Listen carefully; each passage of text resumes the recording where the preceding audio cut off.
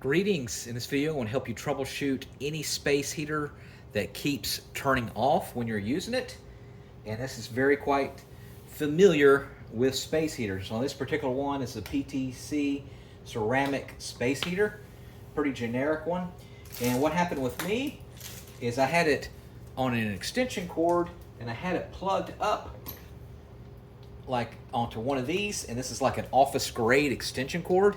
And unfortunately, the ceramic heaters are 750 watts to 1500 watts, wasn't unable to take the electricity from a space heater. So what you want to do is, if you use an extension cord, you want to make sure you use an electrical grade like this, or professional grade, consumer grade, not consumer grade, that you use in yards and stuff. They're usually orange, and you'll find that will fix the majority of the problems if they keep randomly shutting off.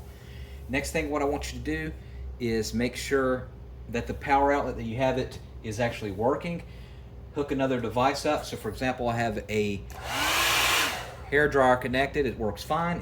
If it's not, make sure you press here in the center of the wall. A lot of times there's a little button that you can reset.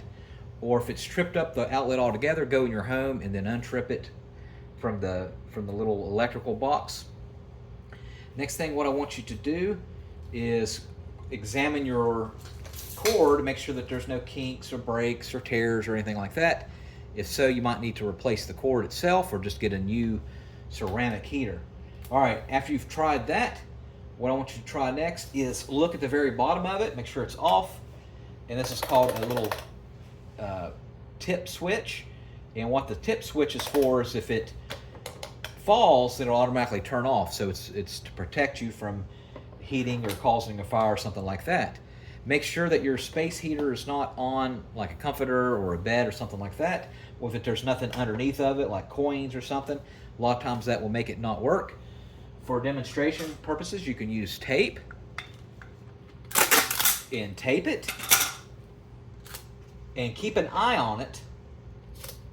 Don't take your eyes off of it, but turn it on and see if it stays on for a good long time. And if it does with this tape on, then you know that it's your tipping switch that's broken, and you can replace them pretty cheap. All right, so it could, like I said, it could be the tipping switch. Next thing, what I want you to do is you can take off the front grill. Sometimes they'll unscrew. There's little screws here, or you can pry it open with like a little small flathead screwdriver, and then it'll expose the little heating grill there, the element.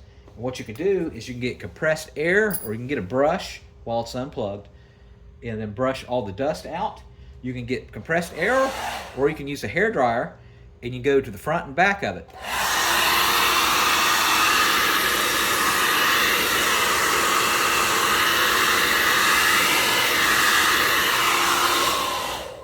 All right, let that sit for a good 5 minutes, and a lot of times that will make it to where it will not power off any longer. All right, so if you've tried all that, make sure that your settings are set correct, and then try different, make sure it's, a lot of times it'll be on fan only. So as you can see here, there's a little fan icon. Make sure that you have it on an actual heating element or heating temperature. So that's, that's right there is low and that's high.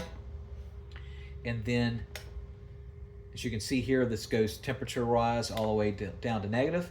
Make sure that that's not all the way off. All right, thanks for watching, and make sure you subscribe.